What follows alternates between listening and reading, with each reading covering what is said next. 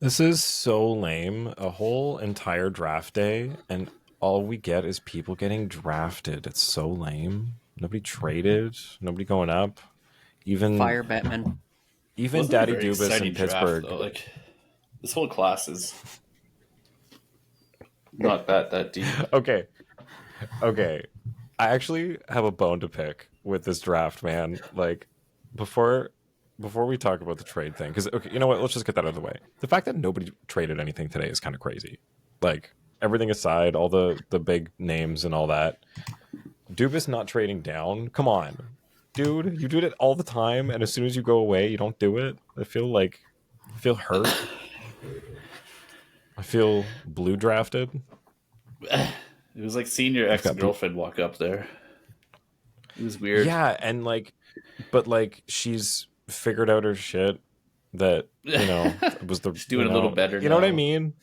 She's doing a little better. She's got a good job, nicer guy. And it's like, oh god, you know what? Promotion. Fuck you. So and she finally got rid of those ugly cowboy boots. Like it's that one thing, and that was Dubas's trading down. But yeah, nobody gets traded. It was kind of weird. But the bone I have to pick with the draft itself, 4 hours for 32 picks is ludicrous. It was like 7:22, and I'm like, we're still on Bedard. I get it, but like we got 31 other players to pick. And then when the second pick took another 7 minutes, I'm like, what are we doing here? What are we doing? It's not even like it's an exciting 7 minutes and like things are going on that I want to watch. It's just, bleh. Yeah, I mean NFL takes about 4 hours. NBA even maybe a little bit longer. But All like, these drafts are they're at super least long. exciting. They got to do something, man. Especially after the NHL awards. The NHL awards, I couldn't even touch that. No, nobody I cares think I got about that. 5 minutes. I'm like, nah. I just wanted to see who got. I don't even remember which one I tuned in for. Oh fuck, whatever. It was lame. It was always lame. Yeah, they're always But lame. let's talk about all this and all the Leafs and all the stuff. Welcome back. Hi, this is Mike Ross, public address announcer for your Toronto Maple Leafs, and this is the Leafs Late Night Podcast, your post-game destination. And now, your starting lineup. Roscoe, the Fanalist, Suthy, Biehn, and Darty Brodeur on the Leafs Late Night Podcast.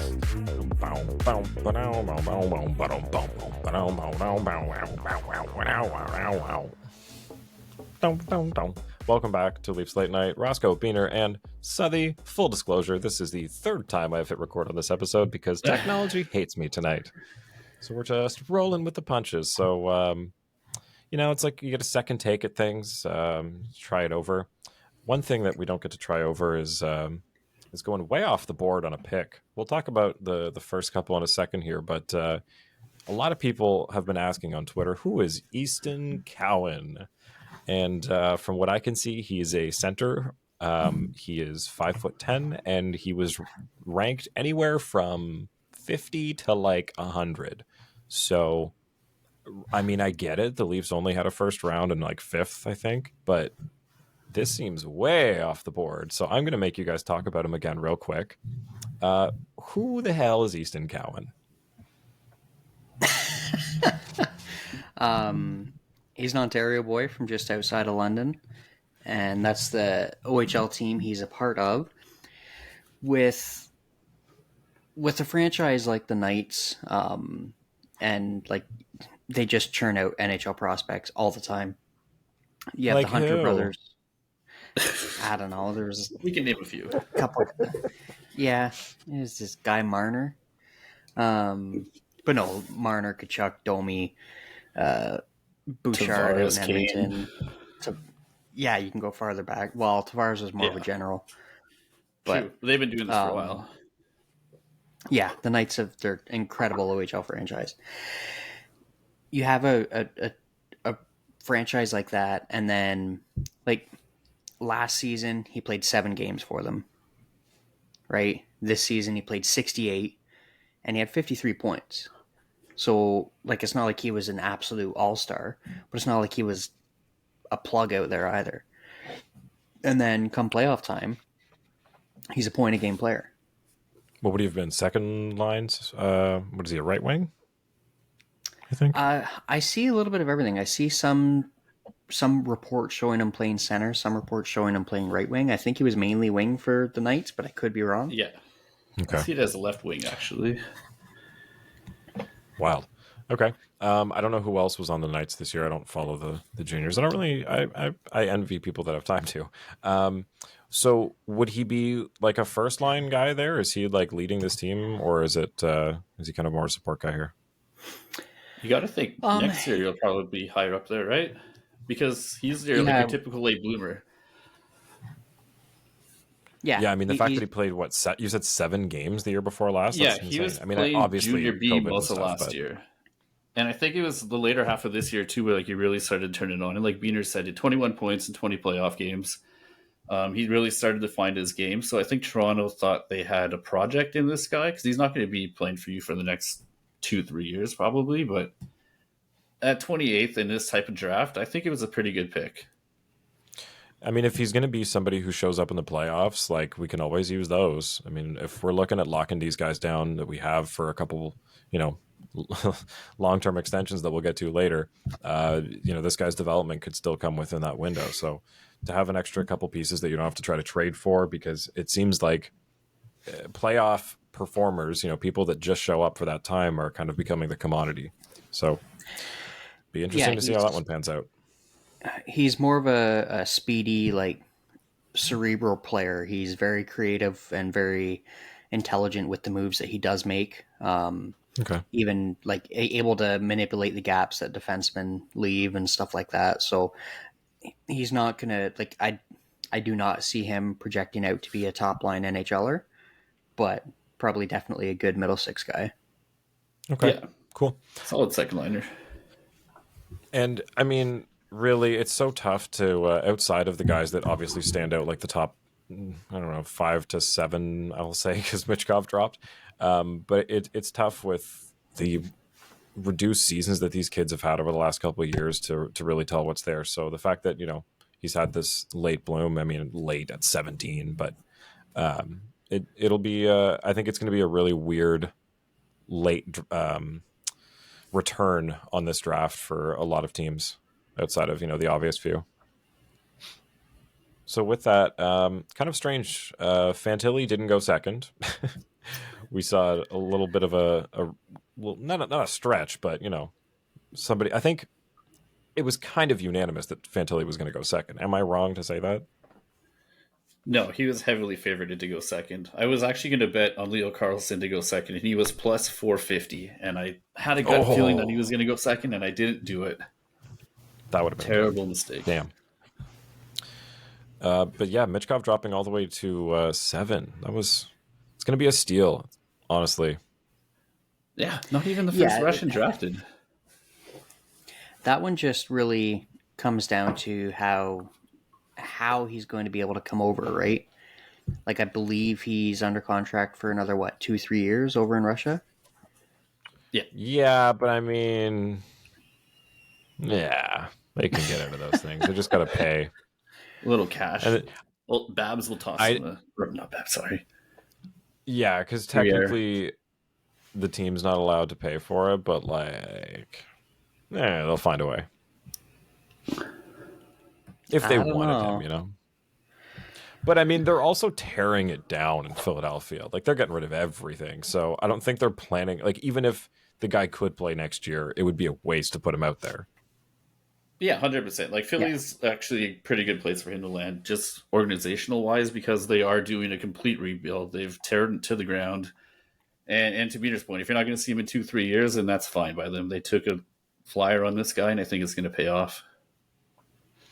Yeah, it's funny. The Flyers made this last-ditch effort to try to bring a bunch of people in and change it, and they went, "Nope, it's the team. We're getting rid of all of you. You had one more shot where we'll give you a new coach and GM and everything, new president. We'll get you fucking everything, and then nope, you guys suck." Pardon me. other ones. So of note, the first 4 picks were all centers, the quarterbacks of the hockey draft. Obviously, it's tough to come across one, but it's always interesting to see how valuable they are here. But I'm also of Yeah. note, only 8 defensemen picked in the entire first round, and no goalies. No, I think with no real Goal- standout goaltenders or like number 1 or 2 defensemen, like you said, top 4 were all center. You're going to take the possession that matters most. The defense that were picked are projected to be 3, 4, 5 even. So it's not terribly surprising to see that low count of defensemen. Yeah, I mean, I said it before we lost our episode, unfortunately, but Montreal and Arizona both picking defensemen makes sense just because of what they've already got in terms of young blossoming forwards. There's no point in adding to that because eventually you're gonna have to pay them all.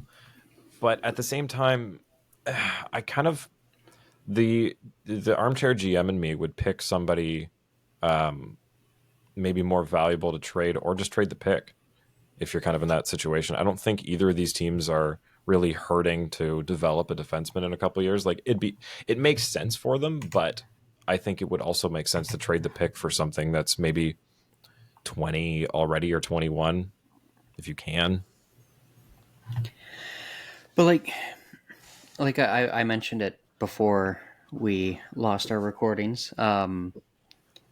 With a team like Arizona, you have so many players that you're paying not to play, right? With the LTIRs and the contracts that they're eating for other teams, like those, they won't count towards the cap, but they count towards contracts. Mm-hmm. So you only have, 50 contracts that each team can have.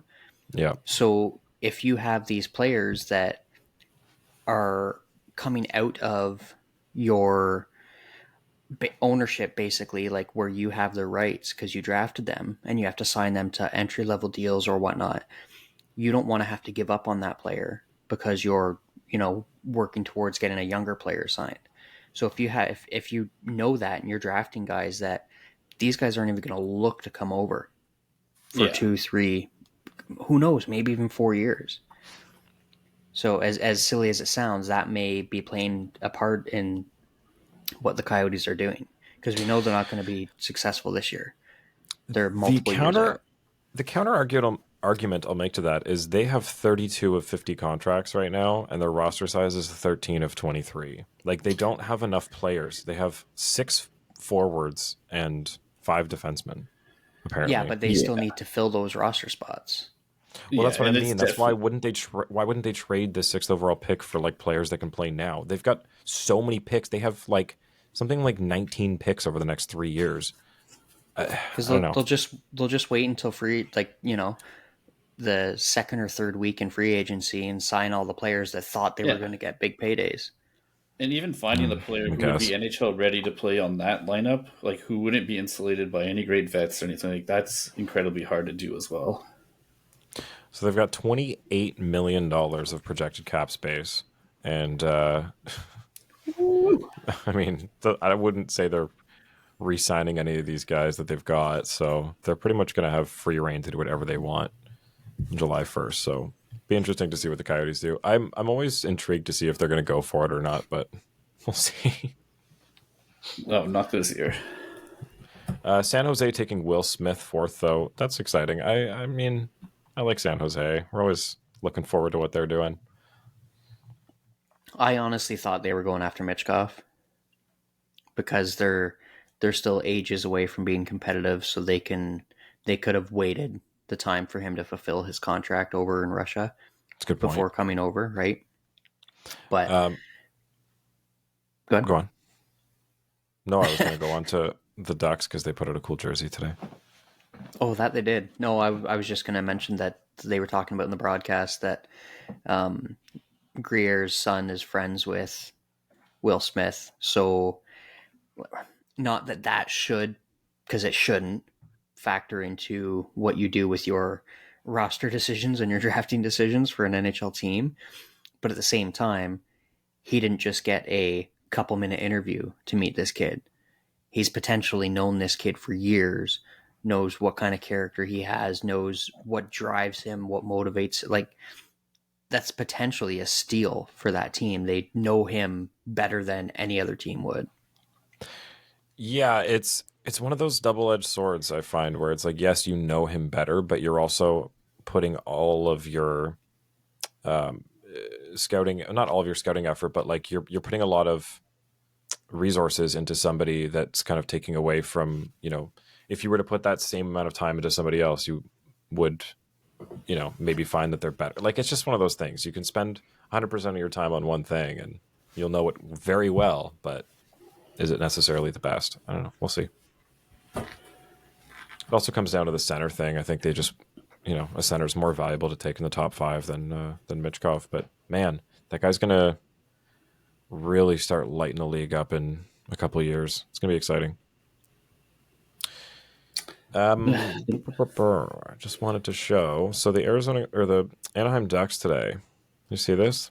The 30th anniversary jersey. Look at this thing. Did. Oh, such a beauty. Oh, they got, for anybody listening, it's the old purple and teal with the duck mask in the middle. It says Anaheim Ducks, but it's got their like new logo just at the bottom. It's pretty sick. And if you're watching, you can see it says you buy it today and get 50% off customization. How much are these? What do you think? Not terrible. $180. That's pretty standard. Yeah. Yeah, so you got that. I'm not dropping that in. It's late June for so the nice Ducks. though. And you got, it says Anaheim Ducks established 2006. It also says like Mighty Ducks established 93. It says Mighty in the neck. It's pretty cool. Pretty cool.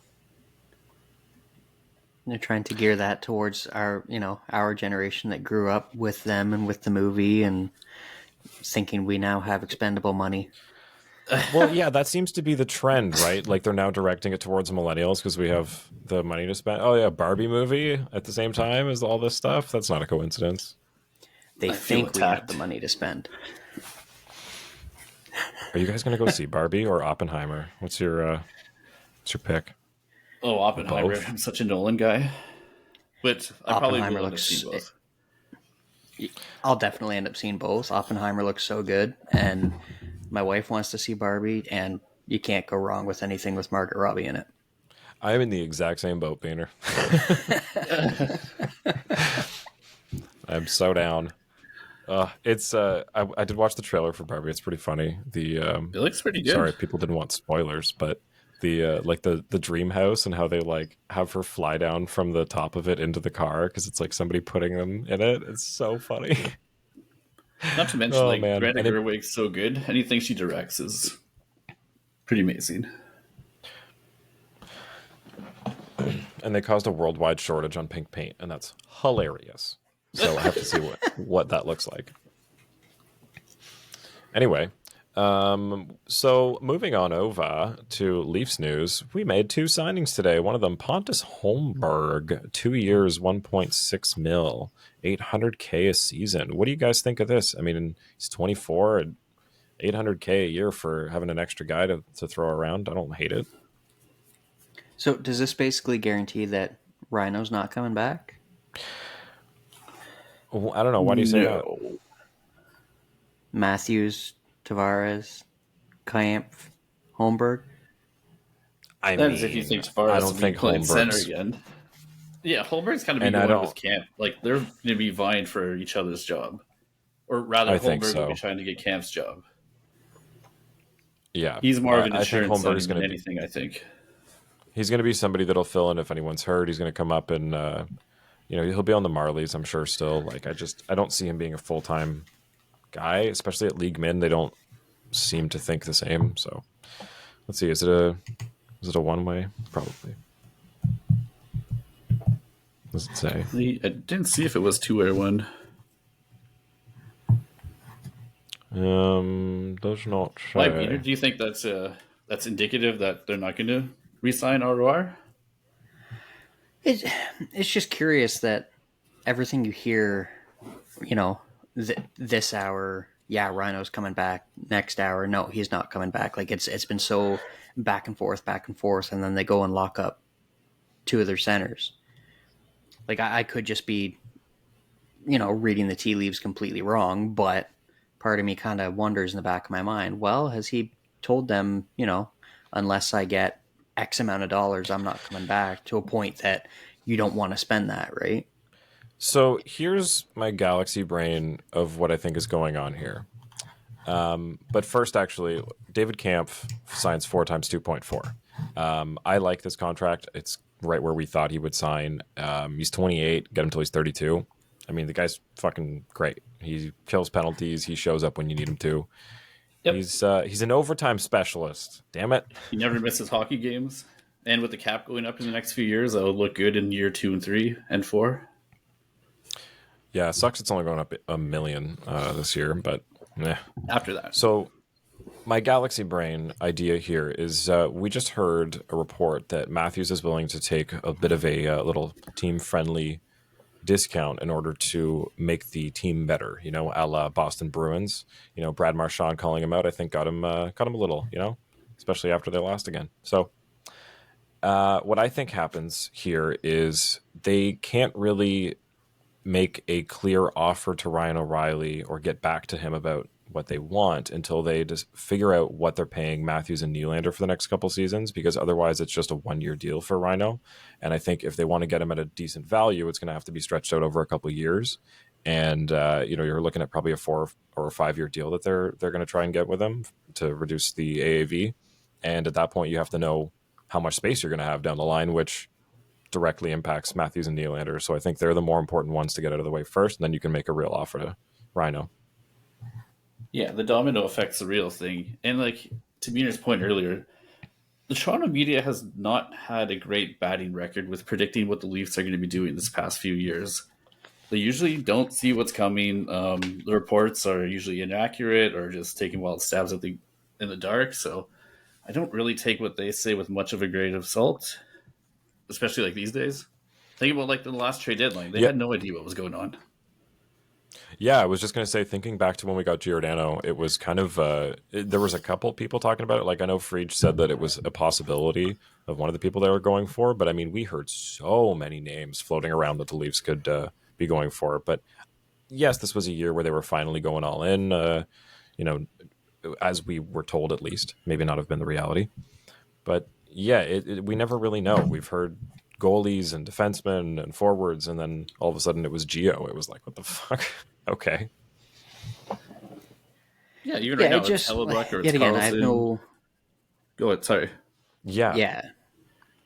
No, you're all good, Suthy. I don't have any information behind that. It's just kind of me pondering here, hey, they just signed 2 of their centers, and wasn't it this season that Keefe was saying, you can't find holes in Holmberg's game when he had him up? He definitely did say that. Or very right, if the coach is already trusting him like that.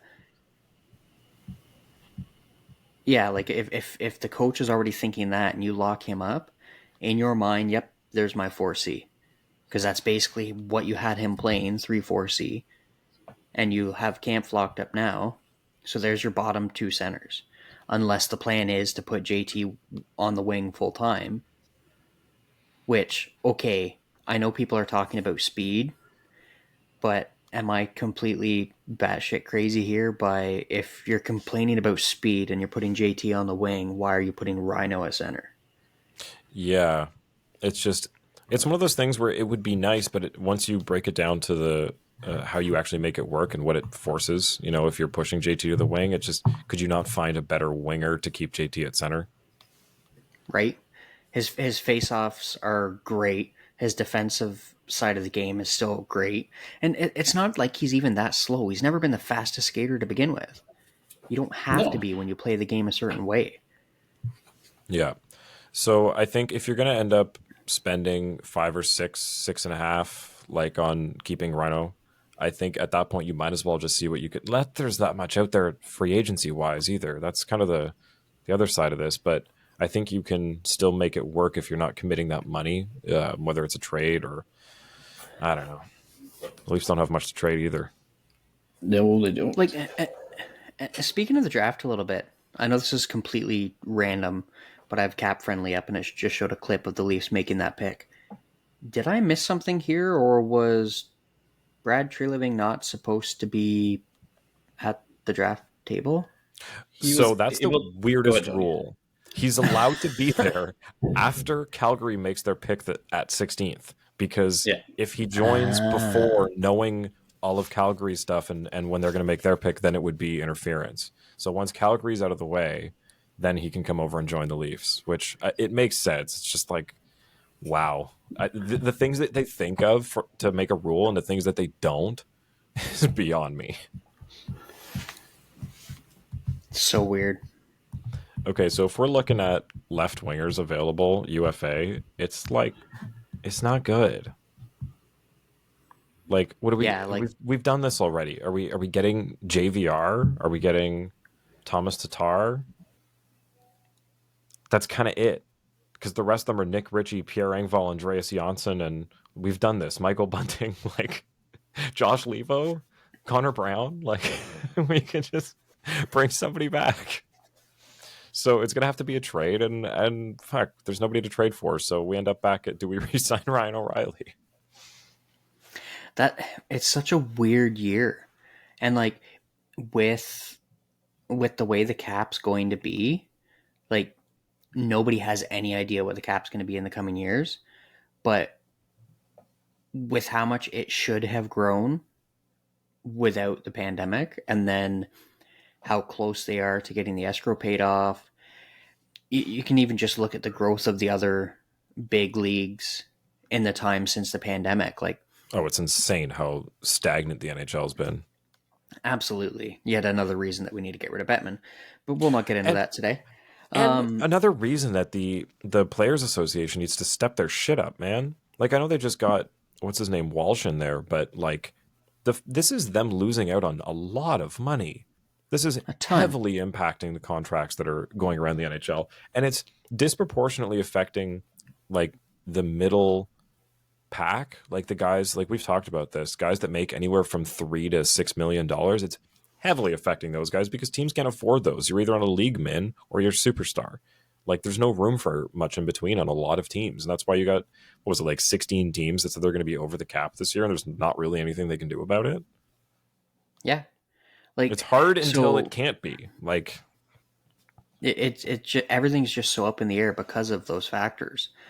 Like, I know Ryno's getting up there in age, but do you get a little wink, wink, nudge, nudge, sign 1 year at $4 million, and then we'll re-up you for 4 years at, I don't know, 4 years at $4 million later, where you wouldn't be getting that in the later part of your career if you sign now, but when the cap goes up, it's not going to affect us as much. Like, I'm literally no research behind that, just throwing numbers out as a talking point. But yeah, like, realistically, the cap should be, what, 10 million higher than it is right now? Like, easy. It's insane. So going up another million, it's like, man, it's like, you know, when they say every year, if you don't get, what is it, a 3% or 6% raise or something with inflation, you're like getting a deduction. It's like beyond that. Yeah. We should be pushing up, getting close to 100 million over the next couple years. I've got cats scratching at my door. One sec. You guys can take over for a minute. We've already had enough of the Panthers, okay?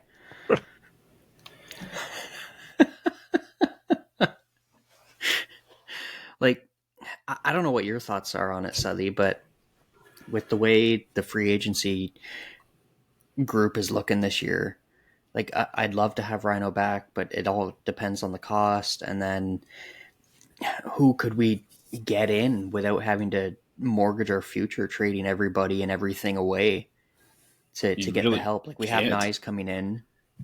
Yeah, you like, fingers crossed you have Robertson coming back too, right? If that guy can stay healthy, that really changes like your middle of the line order here.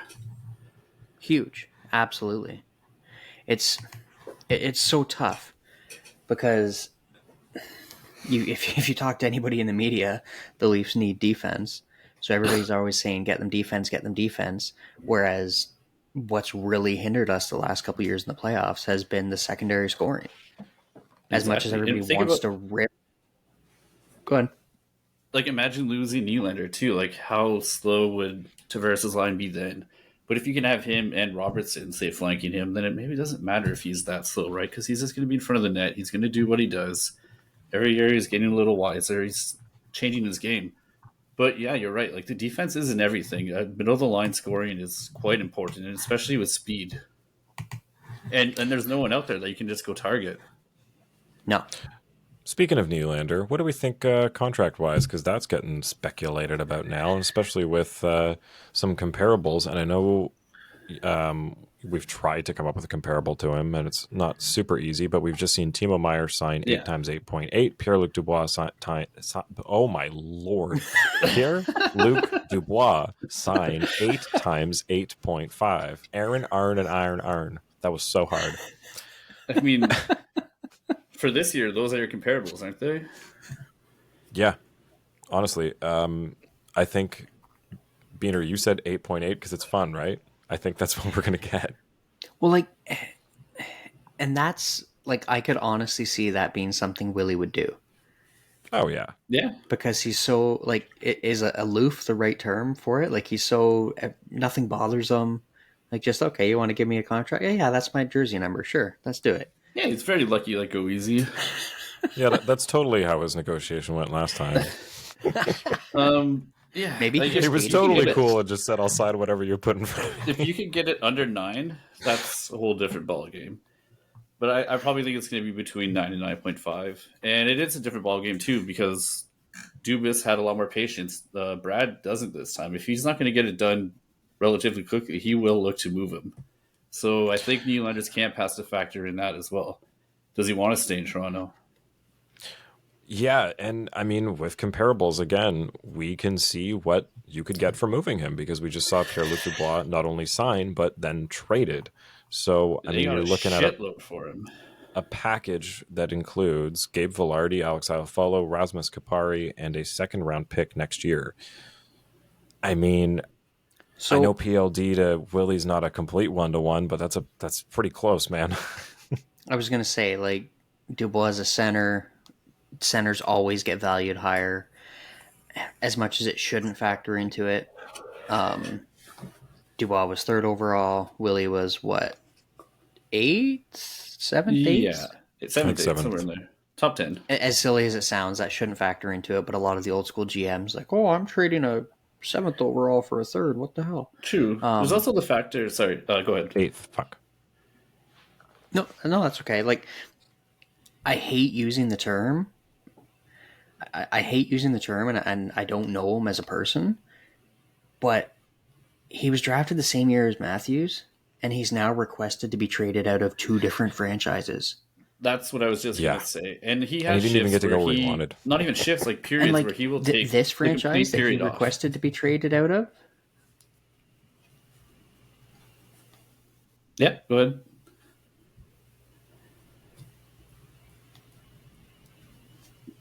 Someone go. Yeah, sorry, you're cutting out there, Suthy, a little bit. So we've seen a couple trades. We've seen a couple trades go down here. Alex Newhook going for a 1st, 2nd, and Gianni Fairbrother. So I mean, like, picks is also a thing. Like, realistically, if we're looking at, contract negotiations fall through, what are you getting in return for William Nylander? Like you said, he's not a center, he's a winger. But I mean, I think you could get 2 guys and a pick, like a 2nd. Is that like, maybe 1 player less than the Dubois trade? Like, is that crazy? But we're not at that point. Like, we're not Winnipeg, who's going to have to be going through a rebuild. Trading Nylander for 2 prospects and a pick doesn't do jack shit for us. Oh, I'm not saying it's a good idea, and I'm not saying trade him, prospects. You might even look to do like a 1-for-1 type of trade. I feel that's kind of the move that you would want to look for. One that's already under contract. The last time that happened for the Leafs, it kind of worked for us with JVR for Schenn. Yeah, true. Like at the time, I hated it because I love Schenn. I've talked about that multiple times. When he came back, it was awesome. But at the time, JVR was a great ad for the Leafs. Yeah, because that's if you lose Nylander, like that hurts Tavares' line so much. It hurts the secondary scoring. You can't fill that in by having a couple prospects who are a year or two away. It's just then you're banking on Robertson, you're banking on Nyes. It's way too much up the chance for a team whose window is right now. Yeah, I mean, obviously, look, we'd love to have him stay. I'm hoping it's under 9. You get him for 8 years. Like that's going to be so great once this cap starts going up. But man, like I've said in the past, he has all of the arguments in his corner, especially with leading the team in goals last year. Like his agent's got a lot of ammo to come into this negotiation, and Treliving doesn't have the record of dealing with them yet. So, I mean, the PLD and the Timo Meier thing just happened. That doesn't help Nylander's camp very much for leverage. No, the Timo Meier one especially, particularly because he was just moved for a package, right? Like at the deadline, that wasn't something that he's not sticking with the team that drafted him. So that one's and I mean Dubois too, but I think that the Timo Meier one more so because he was touted as such an asset at the deadline, whereas Dubois has been a bit of a, like we've said, a question mark and asking his way out of most teams. He couldn't even find a way to stay, like, be happy and stay on a team that also employs his father. I mean, to be fair, it was Columbus and Winnipeg. It's not like they're, shining stars of cities to live and play in. I'd still rather that than Arizona. I wouldn't. The weather in Winnipeg sucks, and the culture around the Blue Jackets is not great. So, like, you'd rather live in Columbus, Ohio, than in Arizona. At least your check is going to cash. Oh, I mean, you get to play in front of people. Yeah, let's that's just say true. Dubois is not going to hate playing for the Kings. Like, I know he's heartbroken he didn't get to go to Montreal, but I honestly don't think it would have been great for him there. I wonder how heartbroken he is, really. Probably not. Again, Well, I'm sure. I'm sure we'll find out in a couple of years. Yeah. Yeah, when he asked for his way out. Exactly. When he shows up in Montreal again before his contract's up. Any other trades? We got Riley Smith moved, Ross Colton moved, Tyler Toffoli for Igor Serengovich and a 3rd-round pick. Andre Schuster, I missed that one, for Andrew Aguzino. So, I mean, like, there were trades today. It's just crazy that nothing happened on the draft floor. Well, those were over the last couple of days. Those weren't yesterday. today. There were a couple today. Newhook as well, going to Montreal. Yeah. Newhook. Mackenzie Blackwood going to San Jose for a 6th-round pick. That one was surprising.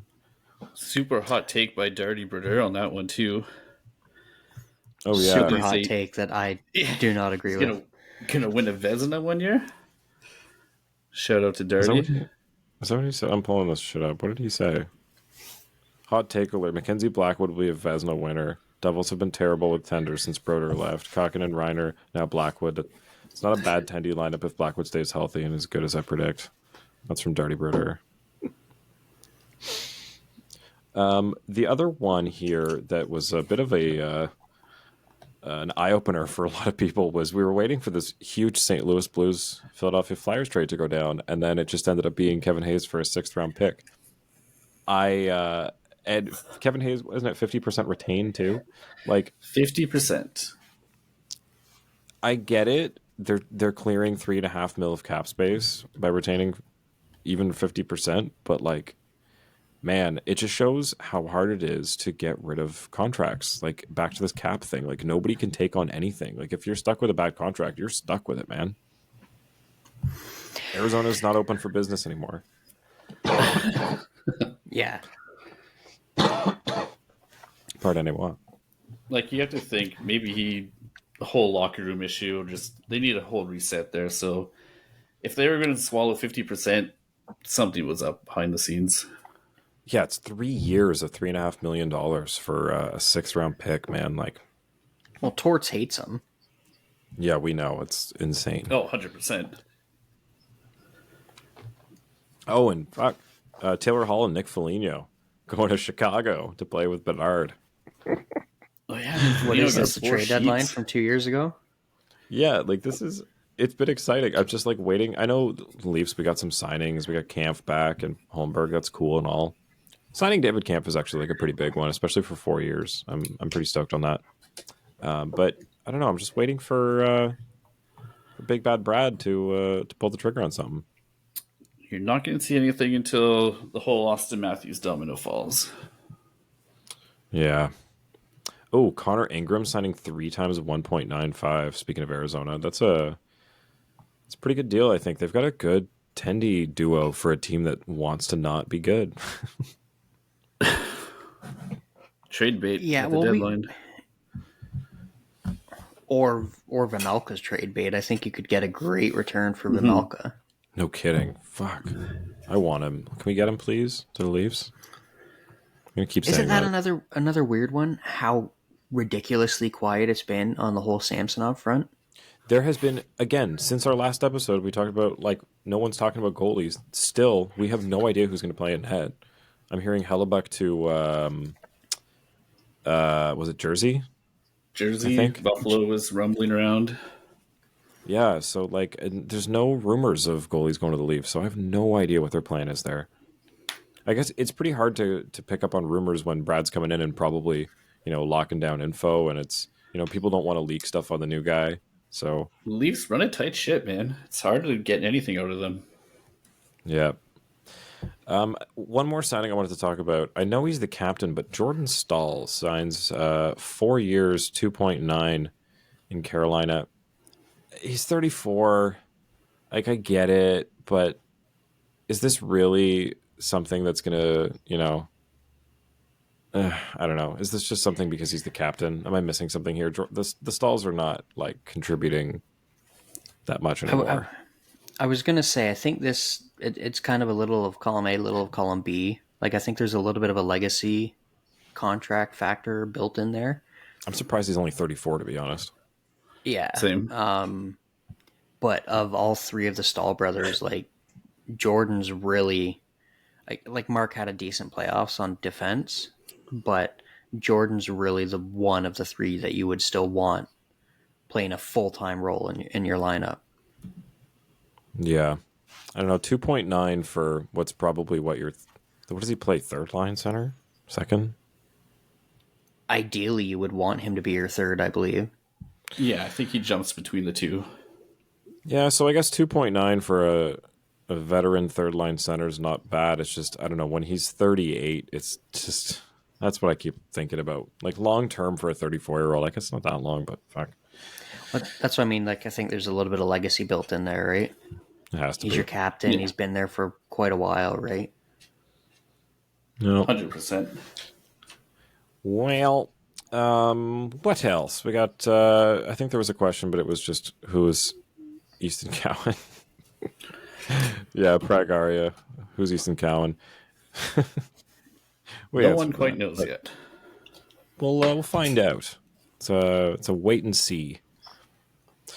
So what else is on the horizon? Oh, NHL awards. I guess we can touch on if we want to pull those up. I didn't watch. Yay. I didn't really watch it. Did I watched anybody it for watch it? I turned it on for a couple minutes and I saw like Dirk Bentley and Darius Rucker, and I was like, I'm not watching this. I'm good. I've been kind of away the last little while. My wife has some relatives down from England, so we were up at a cottage. So I kind of tuned everything out. So I didn't watch anything, but I was getting updates on winners. So Connor McDavid winning the Hart, and the news was that one single person who we now know the name of, I don't need to blast them again, voted Connor 5th in Hart voting, putting Pasta first, and I believe Jason Robertson second, and just weirder from there. So, like, I get it, but like, don't galaxy brain it that hard, man. No, like McDavid was like absolutely the winner of that. Like there was no way around that. Yeah. But at least it wasn't someone astronomically off the board.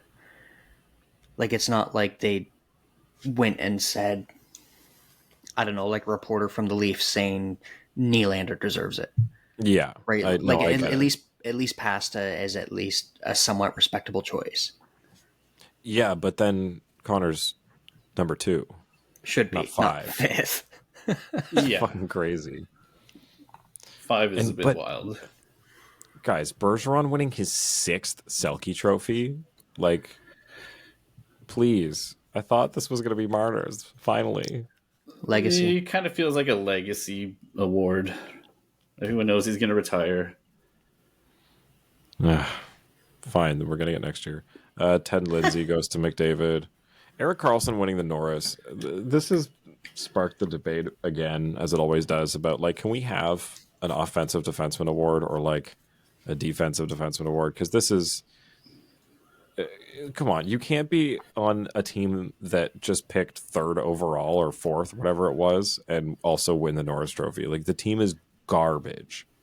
Like, It's you a can tough score a look. shit ton of points because you're the best player on the team by like a mile.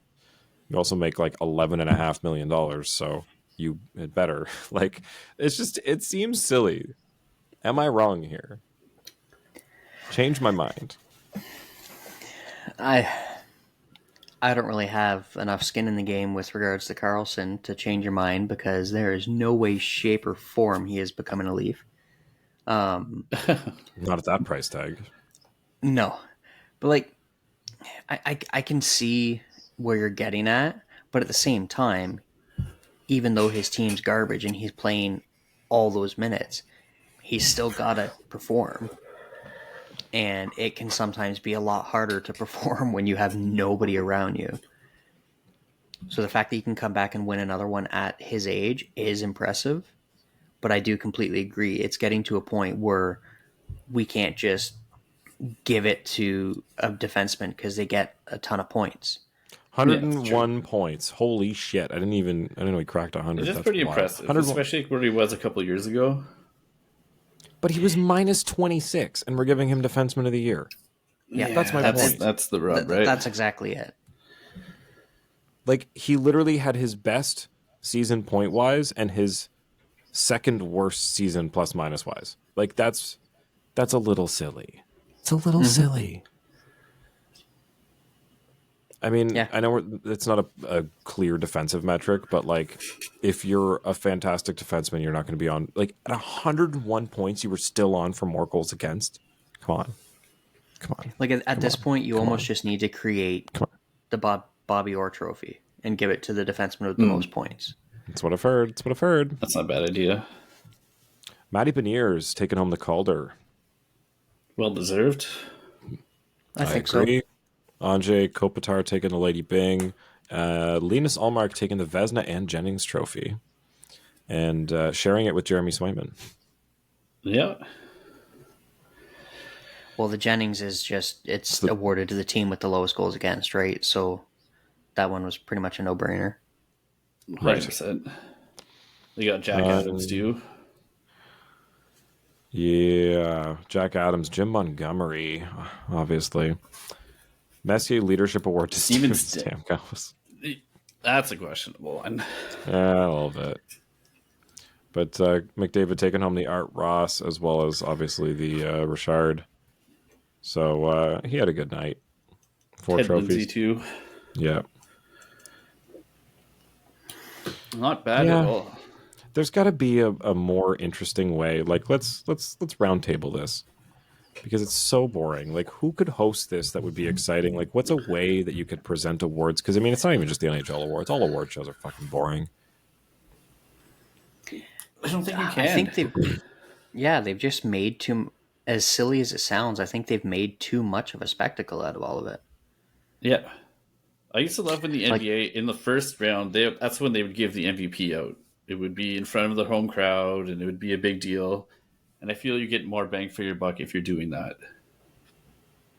Yeah, it's tough because, again, it's just awarding individuals, so it's kind of... So many people don't have anything invested in it, you know? It's the same with, like, movie awards and stuff and music awards. And we've just seen year after year so many of them, and I think it's just become overdone. Like, I agree. You almost have to find a way to have, like, an all NHL, like, summer event where there's, like, some game going on and, like, during the game there's like little breaks where they're just like, oh, and here's An this event, award. yeah. Like there should be something, like, I don't know, because it's so hard too when boring it's to a just do runaway that. because obviously everyone knew McDavid was going to win this. Everyone knew Montgomery was going to win Jack Adams. So there was no mystery to it whatsoever. Everyone knew what was going to happen. Yeah, there could almost be a way that they track which ones are, everyone knows who's going to win it, and they kind of get those ones out of the way before the game, this hypothetical game that I'm talking about, starts. And then there's like create a storyline around the other ones that people are, less sure about, the ones that are more up in the air, and get people's thoughts on them, talk to people like throughout intermission. Then at the end of the game, so like, okay, we're going to announce who won, the fucking Hart Trophy or the Vezina. And that's the other thing, and like, good point, Suthy, that this really, it's been quite a while since we've had a year like this where so many trophies have been pretty much slam dunks. Like, really, you had Norris and the Calder. Pretty much everything else was spoken for. Well, I mean, you had teams either going for the cup or racing for the bottom, so it was kind of a year of haves and have-nots. It was a good chance for a lot of players to take advantage of teams trying to tank. So yeah, you're not wrong. You've got, half the league, that's 16 teams, say 2 or 3 players per team that are having kind of an inflated point year. Like, that's, a couple people are going to run away with it. So what's something outside of the signings, we can close on this? What would you like to see Brad do before our next episode here, outside of Matthews and Nylander? Resign Shen. Oh, that would be nice. Yeah, that would be nice. I'm still saying maybe something on a goaltender. Something on a goaltender would be lovely. Yeah. We've been hearing so many weird, like, oh, they're going to buy out TJ Brody. Why the hell would we buy out TJ Brody? I don't get that. So stupid. Dumb. We need an assistant coach. It's a good one. It's a good one. I don't know. I'd like to see a trade just for the funsies. Potential. I don't know how much truth there is to it, but talk that potentially Boudreaux would come in as an assistant. That'd be cool. It'd be interesting. Otherwise, I don't think I have anything to get a history note you want to talk about. A little hockey history. We literally just got back from the cottage today, so I do not have anything today. Well, what about any draft stories? I mean, there's the Lindros one, but I think most people know that. How funny would that be if Bedard? He's not going to, clearly, but you have all these players with Bedard, or all these people with Bedard jerseys already. All of a sudden, it comes out that he's not going to sign. Like, it's not going to happen. But yeah, was that like known before the draft that like the Nordique had the first pick, Lindros was number 1? He's like, I'm not going if you pick me. Yeah, his parents let them know that he was not going to play for the Nordiques. It was well known. Yeah. I love it. It's so funny. Well, then they're still winning from that trade. I mean, and before that, you're going to grab his rights. Yeah. Before that, you had Lemieux as well. When he was drafted by Pittsburgh, he was not happy. True. Although, clearly, he ended up signing with them, and the rest is history. Kind of worked out for him. So the whole trade, to Philadelphia Flyers, Eric Lindros, to the Quebec Nordique, Steve Duchesne, Peter Forsberg, Ron Hextall, Kerry Huffman, Mike Ricci, Chris Simon, Philly's first-round pick in 93, their first-round pick in 94, and $15 million cash. That's my favorite part. Here's just a fucking bag of money. So what is this? This is a part I was not aware of. There was a trade with the Rangers that got voided. Yeah, depending on who you ask, the Rangers say that they had a trade agreed to ahead of time before that trade. Which was Tony Amonte, Alexei Kovalev, Sergei Nemechnikov, I don't know, James Patrick, either Mike Richter or John Van Beesbrook, undisclosed multiple first-round draft picks, and $20 million. That's so crazy. I didn't know that part of it. Man. This is how incredible of a player coming out of junior Lindros was. Yeah. The hype was fucking real about this guy. Same level as Bedard, that type of thing. If not even more. Yeah, just because of his size and everything, too. And, like, the way the NHL was being played at that time. Yep. So they have a bit of the trade tree here. It only goes to like 2001 though. But it says at the end of 2000-2001 season, the Philadelphia Flyers had 0 Stanley Cups while the Avalanche had 2. And Lindros sat out the 2000-2001 season. Wait, why did he sit out that season? Concussed, I'm sure. Yeah, I believe it was. Nope. Bobby Clark, who succeeded Farewell as GM of the Flyers, feuded with Lindros and his parents during his time with the Flyers. Lindros sat out the entire 2000-2001 NHL season after rejecting a 1-year, $8.5 million offer as he demanded a trade from the Flyers. The Flyers traded him to the Rangers in 2001. After he retired from the NHL, the Flyers inducted him in the Hall of Fame in 2014.